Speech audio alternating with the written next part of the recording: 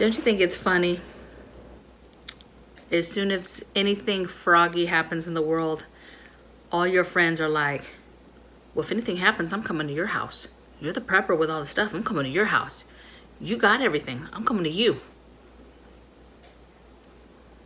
But are you? That's kind of funny that you think you are. Let's talk about it.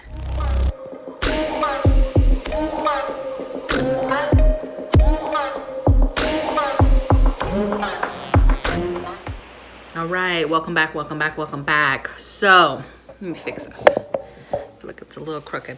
So, this question comes up a ton, okay? Comes up from new preppers asking me, hey, how do you do this? This comes up from seasoned preppers. And it's a question that needs to be answered for and planned out exactly what's the plan and what you're going to do. And more importantly, what you're going to say the next time that you hear this. So oftentimes as a prepper, you know, it's no secret. Most of us have had a friend or acquaintance chuckle with us like, hey, you know, when you start approaching them on the topic of being prepared and keeping water and keeping food and how important it is to be ready for an emergency and a crisis, the first thing out of their mouth, which surprises me, is not, wow, I'm interested in that. How can I get started with that? How can I do that? Can you help me? No, it's, oh, I'm gonna come to your house. Like, you're gonna open with, you're gonna be a freeloader? Like, that's your open game? Like, that's what you're trying to even put out in the world, is that you just gonna come and live off somebody else? Or my more bolder friends, because you know we're in the military, you know, they'll be so bold as to be like, you know, well, I'm gonna come and take your stuff. I'm gonna come to you. I'm gonna take the prepper stuff. I'm gonna come and I'm gonna steal from preppers. All the people that keep stuff and haul stuff and put back stuff, I'm gonna go to them and I'm gonna steal. I'm gonna steal their guns. I'm gonna steal everything, all their preps, right? And you're like, it's just appalling to me, because first I'm like, if you have the balls to walk up or think that you're gonna go to some sort of prepper's home, a homestead, anybody who prepares, seriously prepares, and take from them easily, you got another thing coming. Like, you're in game right away. Like, you're not gonna make it if that's what you think you're gonna do, okay? So I'm just gonna walk you through literally what I tell people who say this to me, okay? Literally, I give them a look like, are you sure about that? Because you might wanna second guess that, okay? Like, it's gonna be a bad day if you think you're, first of all, gonna just come and take my shit. And second of all, and this is from my genuine friends, you know, oh, I'm going to chuckle, I'm going to come to you. And what's crazy is, you know, we have friends and family that we love. You do too, that you love, that you wouldn't, you know, at the end of the day, like, oh, I'm just going to keep my stuff. No, like, listen, we are human beings. And if your friends come to talk to you and come to your door and they're a genuine friend, you're more than likely going to open the door, okay? But what we need to do is prepare for that. So the very first thing that I ask somebody when they open their mouth and say that, my friends, I say, well, what you bringing to the party? Like, what are you bringing? What do you have? What are you going to contribute, right? And what skills do you got? What, who are you? Yeah, you're my friend, but like, what are you going to be able to bring to the situation? What skills do you have? What do you know about prepping? What do you know about, you know, storing food? Have you started? Like, what do you have to bring to the party?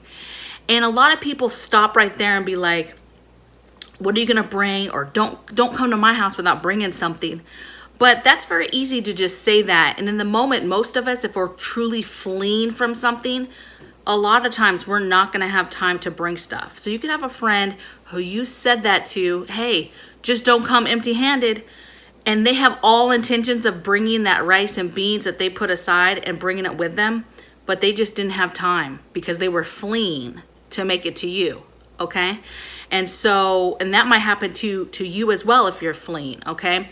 So you're not always going to be able to just, oh, I have time to just load up my whole car and go to Tasha's house because she said I could come as long as I bring something. Now, if you've got that and you're able to do that and you show up, yes, baby, bring it.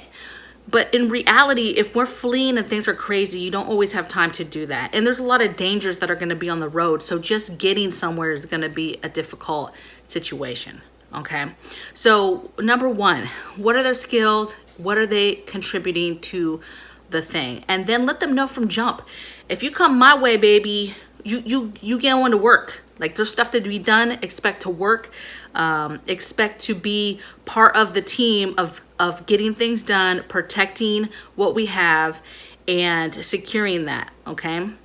So, lazy people, they're not making it and they can't come.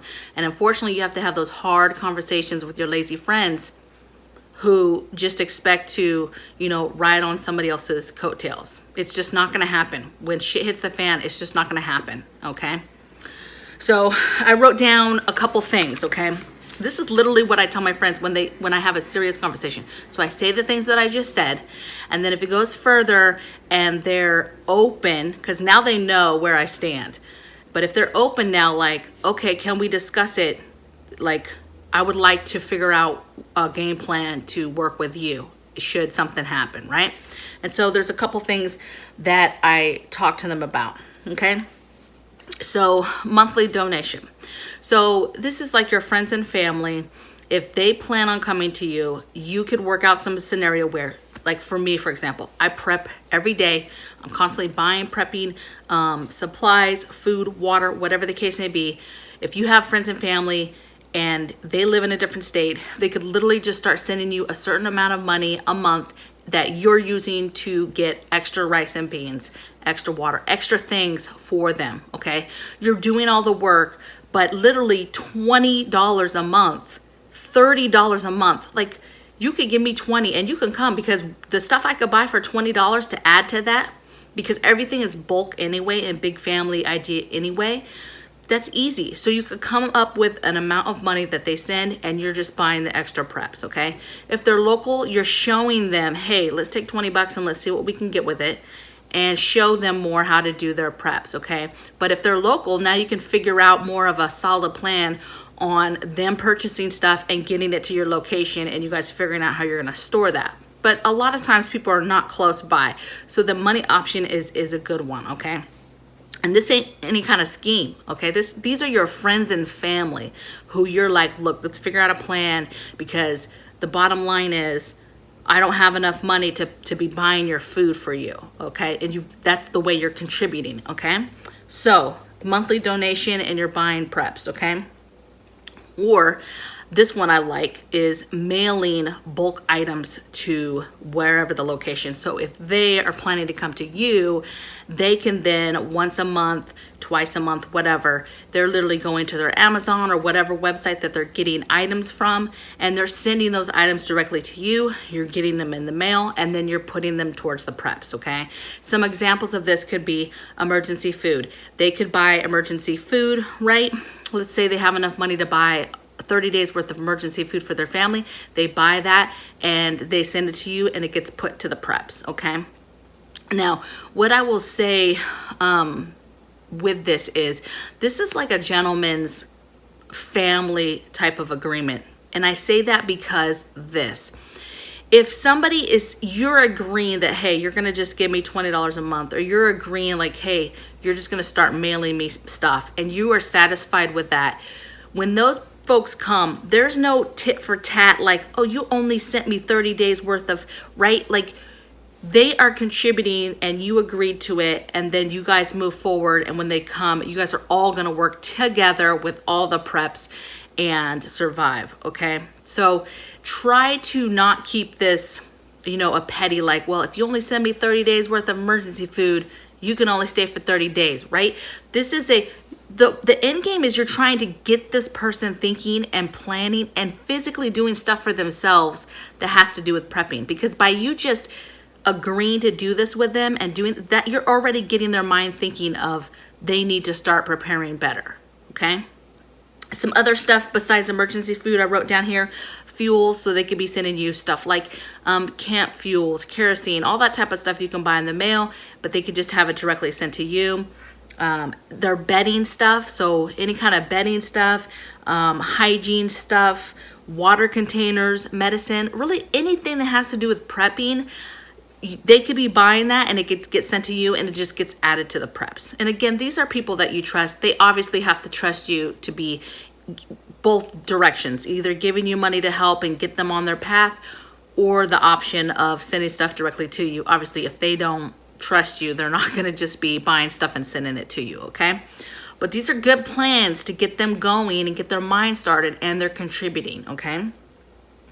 Now, once you do that, you got to come up with a plan, okay? So legitimately, what's the plan? I live in this state, you live in that state. Number one, do you have maps? Can you get to me if you had to drive part way and walk the rest of the way?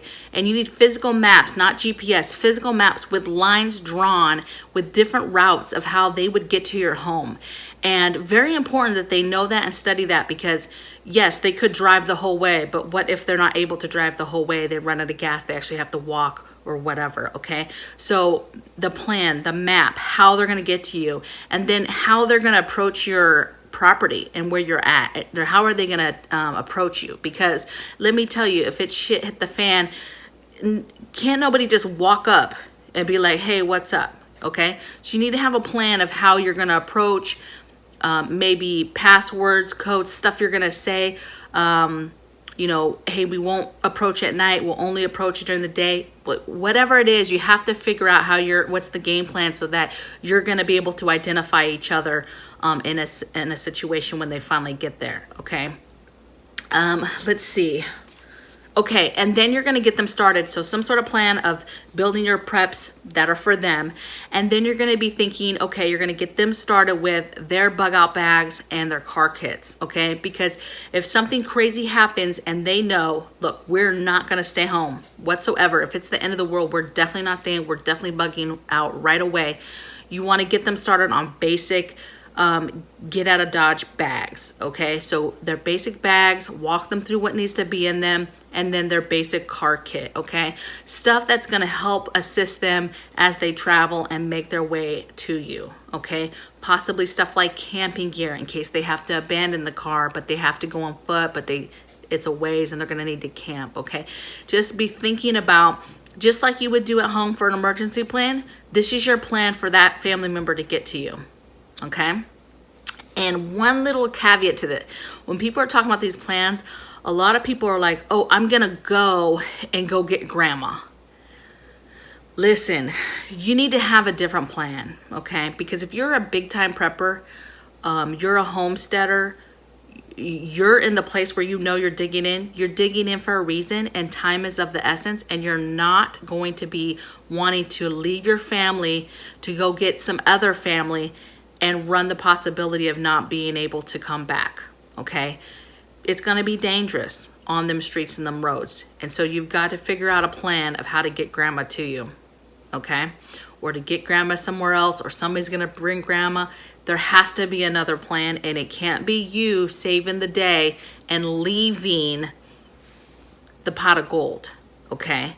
Leaving your own family to go do something, okay? That's what I mean by planning and figuring it out, okay? Don't be leaving to go help other people, okay? And then this last part is just my tip, okay, for preppers. So oftentimes we're solid, right? We have a plan. We know what we're gonna do. We know what we're gonna do if we have to bug in and dig in. We know dig in. We know exactly what we're gonna do if we're gonna leave and have to go somewhere. But this is what a lot of us don't think about. And it's honestly thinking, if something happened here and I bugged out, really, where would I go? Now, yes, some of you have a bug out location, right? You've got some sort of cabin that you're trying to get to, you're trying to go to, but that could be compromised. And you might not be able to, one, get there, or two, you get there and it's taken over by something, okay? Or some type of people, okay? This is what I want us to do as a community, is learn where each other are at. even in different states, physically, where are people at on the map? I recently got a map and started pinpointing where some of my homies are at, some of my good friends, some of my homestead friends, some of my prepping friends that I know for a fact they're staying where they're staying. Unless they're driven from their land, driven from their area, but they're staying. And the point is, though, you want to know where certain people are, and then you want to have conversations with them, and you want to talk to them, and you want to find those like-minded people that you trust, and that you could possibly, if you had to, could go to. And then vice versa. If something happens in their state, and they're driven from their home, they're driven from their homestead, whatever the case may be, they know that in another state, there's somebody that they can come to, okay? So I'm open. I'm going to be open to having those relationships with folks in different states, because, you know, you can plan all day what you're going to do, but I tell you what, let's just say, this is pretty serious, but let's just, nuclear fallout, nukes are dropped. You have to leave the area. Like, you can't stay. And so then it becomes scary, because it becomes, okay, I know I need to go to this area of the country. I need to go west, or I need to go east. But where are you going, okay? And if you have not made those connections with those folks, again, you can't just be showing up, okay? And again, don't be showing up with no skills, and be talking to them about what you will contribute. You know, if I need to flee to another state to my homie's house, okay, what am I doing now to prepare for that? Okay, maybe I'm sending some bulk goods to that location now, because that's a location that I might have to run to, and I want to have contributed to it now. So, big picture. Big picture, this is important stuff. I know I just hit you with a lot, but I get the question a lot from new preppers and seasoned preppers, you know, because we get that question a lot of, oh, I'm going to come to your house. The hell you are. Okay? We need to talk about it and figure out a plan. And, you know, if that's something that we're both open to, right? More so me, then we can discuss some movement forward and how we can work through that, okay? So I hope this helped you guys. Let me know in the comments below what you thought, right? What's your plan? What do you tell people? What's your response when people are like, oh, I'm coming to your house? Or even worse, I'm gonna come steal your shit. Okay, and are you prepared for that? So I'd love to hear it. I'm excited. If you haven't subbed, please subscribe, because you'll get notifications of my videos. And I love the interaction with the community, and understanding and knowing what people are thinking and what other people are doing. And hit that like on the way out, and I'll see you guys on the next video. Take care. Bye.